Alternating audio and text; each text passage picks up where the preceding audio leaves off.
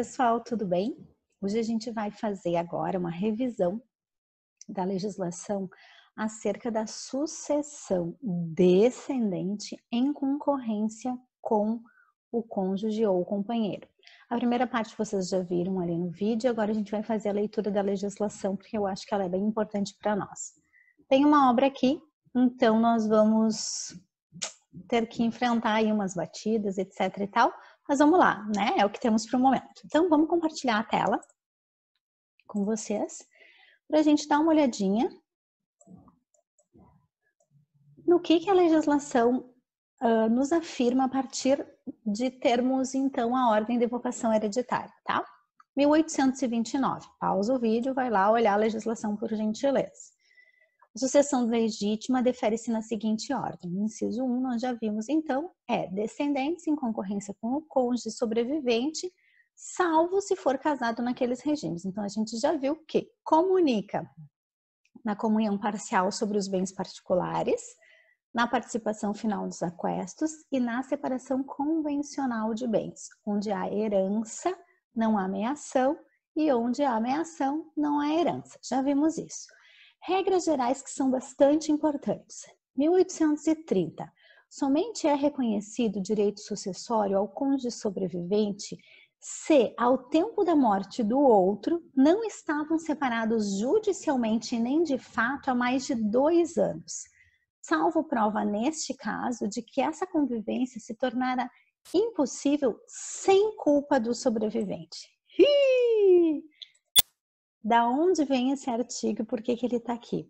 Vocês não sei se lembram que antes da emenda 66 de 2010, a Constituição Federal ela previa a possibilidade jurídica de separação judicial e dava o prazo de 2 anos para que a pessoa separada de fato pudesse ajuizar o divórcio direto. Então, essa regra dizia respeito a um momento em que a culpa tinha importância para o direito de família e das sucessões e a um momento que a pessoa podia fazer o divórcio por conversão de uma separação judicial, então ajuizava uma ação e convertia ela em divórcio ou diretamente após 2 anos de separação de fato. Então esse prazo de 2 anos vem daí. E aí vocês vão perguntar assim, mas professora, hoje a gente não fala mais em culpa, por que está esse artigo 1830 aí? Por que a gente está discutindo ele ainda? Isso não, parece não fazer sentido. O cônjuge separado de fato há mais de 2 anos vai ter que provar que não foi culpa dele? Como assim? Pois é isso mesmo, gente. É vigente, tem um precedente de 2015 do STJ que ainda aplica ele. Eu vou mostrar para vocês. Cadê aqui? Ali, ó.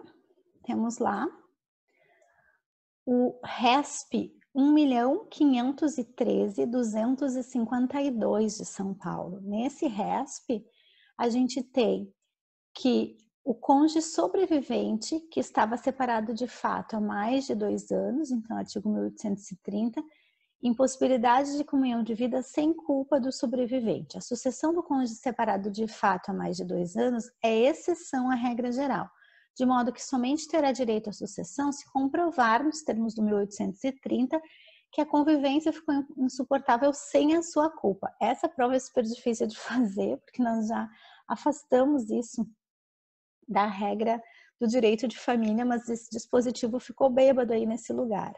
Na espécie, consignou o tribunal de origem que a prova dos autos é inconclusiva no sentido de demonstrar que a convivência da ré com o ex-marido tornou-se impossível sem que culpa sua houvesse. Então, a mulher faleceu, ficou o cara, e o cara tentou provar que não tinha culpa dele, que foi só culpa dela. Não tendo o cônjuge sobrevivente se desincumbido do seu ânus de provar, não ostenta a qualidade de herdeiro. Então, olha só, estamos aqui em 2015, 12 de 11 de 2015, o STJ aplicando isso. Vamos seguir lá. Então, esse artigo, infelizmente, ainda é explicável, a gente tem muitas críticas com relação a ele.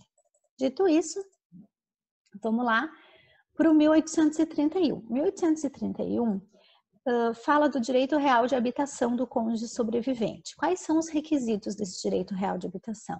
Ao cônjuge sobrevivente, qualquer que seja o regime de bens, será assegurado sem prejuízo da participação que lhe caiba na herança o direito real de habitação relativamente ao imóvel destinado à residência da família, desde que seja o único daquela natureza a inventariar. Eu escrevi um artigo há um tempão atrás, em 2016, sobre isso. Se alguém tiver dúvida, digita lá, Simone Tassinari, Direito Real de Habitação. Vocês vão ver a quantidade de disparates que a gente tem, porque a gente tem a exigência de que seja imóvel da família e que seja o único da natureza a inventariar. Entretanto, não fala nada do cônjuge sobrevivente precisar residir no imóvel. Imagina então uma pessoa que tem 50 imóveis que são particulares, por exemplo, eu tenho 50 imóveis particulares e aí eu e meu marido moramos na residência do casal, que é a única dele. Eu tenho 50 outros. Eu tenho direito real de habitação. Porque falecendo ele, fico eu viva, aquele é o único dessa natureza inventariar. E aí a gente vai ter a competição desse direito real limitado, o direito real de habitação, com o direito de propriedade dos herdeiros, certo? Então, vamos repensar. E ao lado disso, gente, a gente pode hoje ver também alguns pronunciamentos quanto à necessidade de direito real de habitação das pessoas com deficiência, de algum herdeiro vulnerável, como uma pessoa de mais idade, né, idosa, com necessidades maiores, ou então alguém com uma vulnerabilidade econômica muito significativa. Isso é o que tem discussão contemporânea. Se vocês procurarem, vocês vão ver que esse dispositivo dá ensejo a muitos questionamentos no pós-morte. Depois, 1822. Em concorrência com os descendentes, caberá ao cônjuge quinhão igual ao dos que sucederem por cabeça, não podendo sua cota parte ser inferior à quarta parte da herança, se for ascendente dos herdeiros com quem concorrer. O que esse dispositivo está dizendo? Olha, o cônjuge vai receber por cabeça que nem um filho, certo? Então, se tiver 4 filhos, o cônjuge receberia 1/5. Quando ele for genitor ou genitora de todos esses 4, a legislação diz assim, olha, ele sempre recebe por cabeça, mas quando ele for pai ou mãe desses 4, é assegurado a ele 1/4 da herança. Então, a gente precisa lembrar de tirar para o cônjuge sobrevivente 1/4 da herança e o restante, ou seja, os 3/4 é que vão dividir por cabeça. Então, a gente tem uma reserva dos 25%, a reserva da quarta parte para o cônjuge sobrevivente, quando ele é genitor de todos os herdeiros.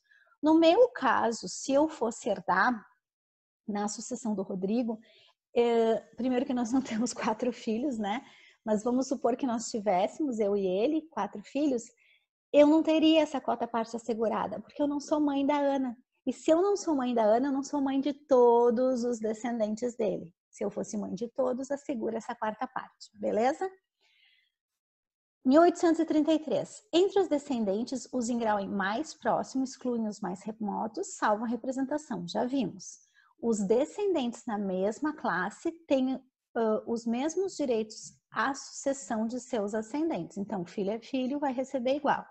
Na linha descendente, os filhos sucedem por cabeça e os outros descendentes por cabeça ou estirpe, conforme se achem ou não no mesmo grau. Então, se eu tiver na primeira linha, que é a linha dos filhos, por cabeça. Se eu tiver aqui alguém na linha dos netos e esse aqui for pré-morto, sobe no direito de representação. Na falta de descendentes, são chamados à sucessão os ascendentes. E aí a gente está no segundo grau, tá bem? Então, falando aqui da sucessão do cônjuge, o que a gente ressalva? Primeiro que eles recebem por cabeça, como se filhos fossem, ou seja, essa sucessão no inciso 1 é toda feita por cabeça. Se for genitor ou genitora dos demais e a gente estiver numa situação de 4 outros herdeiros, eu reservo a quarta parte da herança. No mais, pessoal, recomendo que vocês façam os exercícios.